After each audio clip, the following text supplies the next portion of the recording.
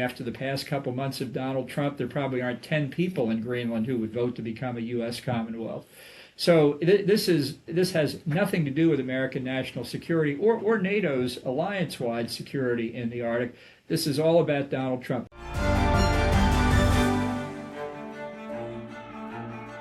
Hi, I'm Maddie, Hale, and welcome to the Trump Report, where you can get all your daily news on Donald Trump and his administration and, of course, foreign policy. And today is January 20. It is the one-year anniversary of Trump's second shot in the office. And, of course, no better person to bring in to discuss this is former National Security Advisor and former Ambassador to the UN, John Bolton. Thank you so much for joining the show today. Glad to be with you. Happy anniversary. Ambassador, in the Telegraph this week, you wrote that Trump threatening to place these tariffs on EU allies and the overall desire to annex Greenland is the worst move of his presidency to date. So today, January 20, as I mentioned, the one-year anniversary of Trump back in office, 12 months of the news of the Trump administration. Do you stand by this declaration looking back on the last 12 months? Well, I do actually. In the few days since I wrote that op-ed for the Telegraph, he's written to the Prime Minister of Norway saying that because Norway has denied him the Nobel Peace Prize, now he no longer has to think purely of peace. And by the way, he still wants all of Greenland. So right now, if you look at the condition of stock markets around the world, the uncertainty, the concern about what's about to happen to the NATO alliance, let alone Greenland, I think is very pervasive. All of this is utterly unnecessary. It's not about American national security interest. It's not about what the views of the American people are. This is all about Donald Trump. And we're going to get into all of the fiasco happening with Greenland. But just to wrap up the kind of one-year anniversary, Ambassador, how would you describe the last 12 months of Trump's first year back in office? Well, I think it's been chaotic. He did come in after 4 years of preparation with a list of things that he wanted to do. The grade on many of them, in fairness, at this point would have to be incomplete. That's not uncommon. It's only 1 year. Some of these things take longer to play out. I would give him, based on his own aspirations and goals, high marks on immigration, cutting off the flow of illegal immigrants into the country. Not so high marks on getting rid of illegal immigrants who are already here, running into enormous problems with many Americans who think it's fine to send criminals out of the country, but just because somebody's here illegally is no reason to send out masked men in uniforms to drag them out of their homes. I think the economy also has mixed results at the high finance levels, at the macro number levels. Growth rates have been high. Investment's high, GDP is up. At the level of the average citizen, though, there's great uncertainty about high prices, about job security, so that's still very much up in the air. The tariffs, obviously, from April of last year, enormously complicated international affairs, very mixed results. I think the negative results increasingly will be felt over the next year if the tariffs survive. And on foreign policy, I think it's been mostly downhill. I think the state of American alliances, and I would say stability in the world, are at stake here as Trump rips through decades of efforts in all parts of the world to try and shore up America's allies, to protect against aggression, to find a way to have peace and security. Trump just simply doesn't accept those premises. He thinks it's all about him and what he wants. And I think America's efforts are really now in grave danger because of what he's done after just 1 year. Well, let's get into foreign policy, Ambassador. Trump has lashed out at the UK in the last day or so, not long after Keir Starmer had called for calm. Trump is writing on Truth Social, blasting its ally for giving back the Chagos Islands, specifically the island of Diego Garcia, back to Mauritius, despite a vital US-UK military base being held there. So Trump said it was great stupidity, and it is another in a very long line of national security reasons why Greenland has to be acquired. Denmark and its European allies have to do the right thing. So this is despite the fact that the White House publicly supported the decision earlier last year. So what do you make of this, Ambassador? Is Trump right about this, or is this is he using this as a way to justify his Greenland intentions? Well, first of all, I think this shows Trump understands nothing about what's going on outside of a very, very narrow sphere. I wrote about the Chagos Islands and why I thought Starmer's decision was a mistake in the Wall Street Journal in October of 2024. This is not a new issue. But you're quite right. In May of last year, Marco Rubio issued an official statement from the State Department saying we support the Starmer deal. Why did Trump suddenly bring it up in the past few days? I think because Nigel Farage, in criticizing what Trump has been doing on Greenland, said, how can you say you're going after Greenland when you approved giving away the Chagos Islands? Trump never likes to think he's contradicted himself. And I give credit to Farage for that, prompting that statement. Now we're all going to ask here in the U.S., do you talk to your Secretary of State? Do you know what your State Department is doing? Do you have no idea that 9 months ago they basically endorsed Starmer's position? And I'm sure that will not be a happy day for Marco Rubio when he hears from Trump. But this is an example. Trump faces what's in front of his face a half an inch away, and that's as far as he thinks. And it's true in this particular instance, but it's true almost across the board. People who look for grand designs and Trump playing three-dimensional chess are simply wasting their time. You tweeted a few days ago, Ambassador, you said, I have long said that a secure Greenland is undoubtedly critical for the West. So if it is in the hands of Denmark, an ally and a fellow member of NATO, is that not secure? Well, I think the entire NATO alliance, including the United States, for years has not appreciated that the melting polar ice cap gives Russia, which has obviously always been an Arctic power, but increasingly China, which aspires to be an Arctic power, a lot of new possibilities and options that threaten the West across the North Pole. I think we began to wake up to that some years ago. This is obviously a matter that deals not just with Greenland, but territories even Donald Trump is familiar with, like Alaska, which borders the Arctic Ocean, northern Canada, Norway. Those littoral states around the Arctic Circle share it with Russia, but it's the entire NATO alliance that's affected.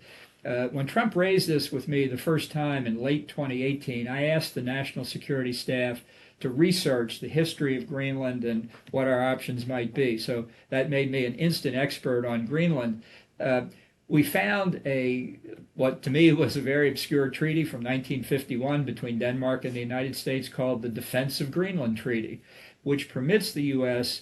to establish military bases and pretty much do what it wants to do, provided there's consultation with Denmark and the government of Greenland. So the framework is there. We probably need some things added, like dealing with the minerals, which are now somewhat more available because of the melting ice. But we don't need anything else. I'd be delighted if the people of Greenland, in a free and fair referendum, voted to become a Commonwealth of the U.S. That may have been possible at one point. After the past couple months of Donald Trump, there probably aren't 10 people in Greenland who would vote to become a U.S. Commonwealth. So this has nothing to do with American national security or NATO's alliance-wide security in the Arctic. This is all about Donald Trump. And he gave the game away last week. A reporter said, well, why do you need to own Greenland? And he said, well, psychologically, we need to own Greenland. Nobody in America other than Donald Trump needs it psychologically. This is all about him, as is almost everything he does. You said that Trump mentioned this to you in 2018 when you were working under him as the National Security Advisor, but did he continue to bring this up, Ambassador? Because to the average person, this really did feel, that it was brought up it was brought up in 2019 publicly, but then it became, a big focal piece of 2025. So was it actually behind closed doors something that he would bring up quite frequently? Right. We kept our research secret. How's that for a miracle in Washington?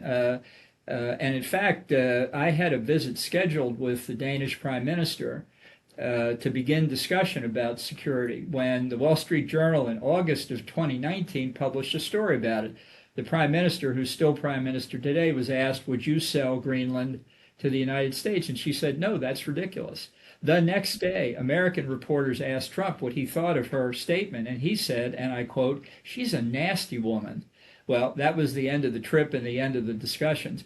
I will say during 2018 and 2019, there was no mention whatever of military force.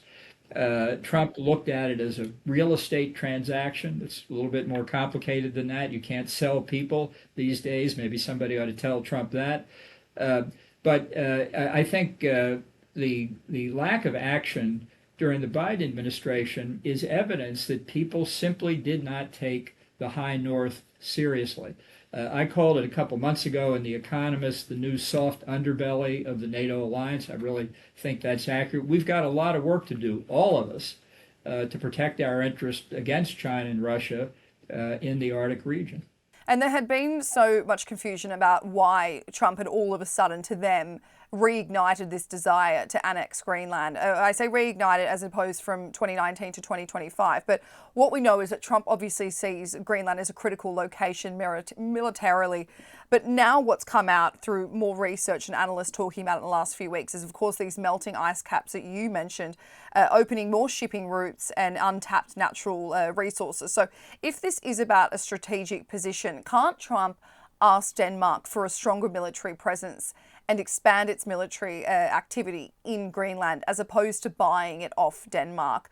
Or does the fact that he isn't doing that prove that annexing, it's more about making money for the United States down the track through these natural resources, through these shipping routes, and also taking it away from competitors such as China? Sure, that could be it. And in that sense, it's still a real estate transaction to Trump. He doesn't care about the 57,000 people who live there. Maybe he'll just move them somewhere else. But to focus, what you need militarily on Greenland today is not just more troops. They're not going to be standing on the coastline staring into the snowstorms looking for Chinese and Russian invasion forces. We need better surveillance. We need to understand what's happening in the waters around Greenland, as we do in the islands north of Canada, as we do off the coast of Alaska and off the coast of Norway. So it's just not ordinary soldiers, no offense intended, but technicians and experts who can watch out as the DEW line, the distant early warning line in Alaska, Canada, and Greenland during the Cold War, watched out for Soviet missiles coming over the North Pole. That can be done, and it is certainly true that that the minerals that are in Greenland provide a new wrinkle that could be very important. These minerals are not going to start coming out of the ground in the next few weeks. Just one little statistic on that point. On the entire island of Greenland, which is 3 times the size of Texas, there are 93 miles of paved roads. So, there's a little bit of work that needs to be done before anybody's going to get rich off Greenland minerals. While speaking to the UK Parliament this week, House Speaker Mike Johnson said that he had told Trump that his mission while visiting the UK was to encourage our friends and help calm the waters and to emphasise unity, dialogue and the special relationship between the US and the UK. So we've seen multiple Republican members coming out publicly criticising the Greenland mission. Of course, a few of them are set to retire, so, they can actually come out and publicly criticise Trump. But when you're looking at the situation, Ambassador, how divided do you think the GOP is over this? Well, I think the overwhelming number of House and Senate members are opposed to any military use of force and really opposed to economic blackmail or extortion to get the territory. By now, everybody has now heard of the Defense of Greenland Treaty. Everybody knows what it provides, and very few understand why Trump is behaving this way, other than the real explanation, which is he just wants it psychologically. I think if this continues, you will see a lot more Republicans coming out against this. You can see the reaction of the markets today, and it's a kind of a commonplace that what gets Trump's attention is when the markets start reacting negatively. They don't like the uncertainty. They don't like the destruction of the NATO alliance.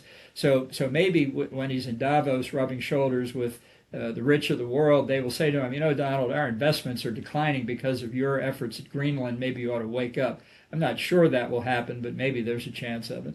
If this tariff war does escalate after Donald Trump threatened to impose 10% tariffs on these 8 countries starting from February 1 and potentially even more by the middle of the year, will the American consumer be the one to suffer?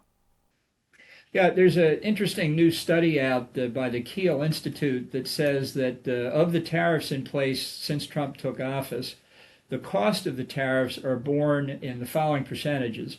Foreign sellers, 4%. American importers and consumers, 96%. Now, what share is borne by the importers versus the consumers is a little bit more unclear, but I think increasingly the importers who have tried to absorb the cost, the big stores have tried to keep their profit margins down. Of course, that hurts their balance sheets. This is still a tax on Americans, 96% of it. But increasingly, I think you're going to see the cost passed on to consumers. So if we do get in a trade war with Europe and more tariffs come, prices will go up. That economic uncertainty I mentioned a few minutes ago will increase. This will undoubtedly hurt Republicans in the November elections. The Wall Street Journal editor-at-large Jerry Baker, he told Times Radio today that if the US does embark on an invasion of Greenland, this would see several senior US military officials resign. Do you see that happening? I think it's very likely. The military, we are still, as we speak, North American Air Defense Command planes, which are jointly operated by the U.S. and Canada, are landing on Greenland. They're at the Pitofik space base. It's not even an Air Force base anymore. It's a space base. Normal NATO operations are continuing. The alliance works. It can stand plenty of improvement, but that's going on. To the military, it is inconceivable that they would be asked to invade the territory of an ally with which they have worked since NATO was founded. And I do think a number would resign. I think that's unfortunate in many ways because Trump will just replace them with somebody who's not so compliant. Congress really does need to stand up. I mean, we don't take this seriously enough, and I do think it's important more Republicans speak out. Tariffs aside, Ambassador, we've seen public spats between Trump and EU leaders when a reporter told Trump that Emmanuel Macron had declined his offer to be on the Board of Peace. Trump said, did he say that? Nobody wants him because he's going to be out of office very soon. If they feel hostile, I'll put a 200% tariff on his wines and champagnes and he'll join. So the state of NATO and long-term allies does feel like it's in a fragile spot right now. But if the situation continues, Ambassador, and it continues to escalate, who loses more out of this? Does the US lose more, or is it the EU leaders and fellow NATO countries? Well, I think ultimately it's the European members of NATO who lose the most, although the U.S. will lose a lot. I don't think Trump cares about NATO. That's part of the problem. This has been true for a long time. He said a few weeks ago maybe this will come down to either Greenland or NATO. And many in the White House, I think that's a twofer. We get Greenland, we lose NATO. What's wrong with that? So, look, Trump is the cause of the problem here. There's no doubt about it. But I think European leaders in particular, whether they're in the EU or in the case of Britain and Norway, don't become complicit in splitting NATO. That's unfair to ask because a lot of the burden has to be borne by others caused by Trump's trouble. But this is not something that we want to see the end of the Western alliance. The people benefiting the most from this are in Moscow and Beijing. They can't believe their good fortune. I mean, the Russians are tweeting about how happy they are about this. The Chinese are being much more circumspect, but they're just as happy as the Russians. So as hard as it may be, if the European NATO members can grit their teeth, even though it's 3 years to go as of today, it's not forever. And whereas the breakup of NATO could be forever. What did you make of Trump inviting Vladimir Putin to join his Board of Peace? And can Putin actually even cough up the $1 billion entry fee? Trump will give him a line of credit. I'm sure that's not a problem. He's invited Xi Jinping to be on the Board of Peace, too. I mean, it's all his friends getting together. Some people say this is a Trump effort to replace the United Nations. That gives Trump too much credit for thinking about that.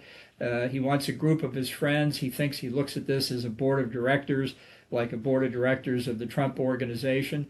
It really shows how limited his scope and imagination are. I don't think it's going anywhere. Somebody needs to tell him Hamas has still shown no inclination to disarm and demilitarize. And until that happens, the Board of Peace can meet all at once. Nothing is going to happen. You mentioned this at the start of the interview, Ambassador, but further escalation broke out on Monday when reports circulated that Trump had sent this text message to Norway's Prime Minister. So it said, considering your country decided to not give me the Nobel Peace Prize for having stopped 8 wars, plus I no longer feel an obligation to think purely of peace, although it will always be a predominant, but can now think about what is good and prosper for the US. Denmark cannot protect that land from Russia or China. And why do we have a right of ownership anyway? Now, it goes on and on and on. It says the world is not secure unless we have a complete and total control of Greenland. I mean, of course, there's a million comparisons you can make between that kind of text message and what's happening over in Ukraine. But you've told me time and time again, every time you've come on this show, that brokering any sort of deal with these global conflicts from Trump is all to do with the Nobel Peace Prize. So did this text message just validate that? Yeah, it's hard to believe that anybody could be so fascinated by it. But remember, again, about a week ago, he said nobody in history has deserved the prize more than me. I mean, this is how he thinks of himself. He said yesterday, "I am the king of tariffs, and tariffs are working fine." Again, someone might inform him about the history. We rejected kings in the United States a few years ago. Apparently, Trump hasn't been informed. Just a final question. In conjunction with that that text message sent to the Prime Minister of Norway, we also saw Trump posting Mark Rutte texting him. He posted a screenshot of Emmanuel Macron texting him, trying to ease tensions. Now, this could be a juvenile question, Ambassador, but how normal is it for presidents and prime ministers to casually text each other's personal phone numbers to discuss such important matters? Well, for Trump, I think it is something he likes to do. That eliminates the need for the State Department. Maybe it eliminates the need for Marco Rubio. If you want to talk to the United States, just talk for Donald Trump. I think that's part of it. And I think it's more than a little bit ironic that he's making these messages publicly when he complains about others, including yours truly, revealing what he has said on numerous occasions. But, if it's Trump, it's okay. That's the rule for him. What I do is okay. Ambassador John Bolton, thank you so much for joining the Trump Report. Glad to be with you.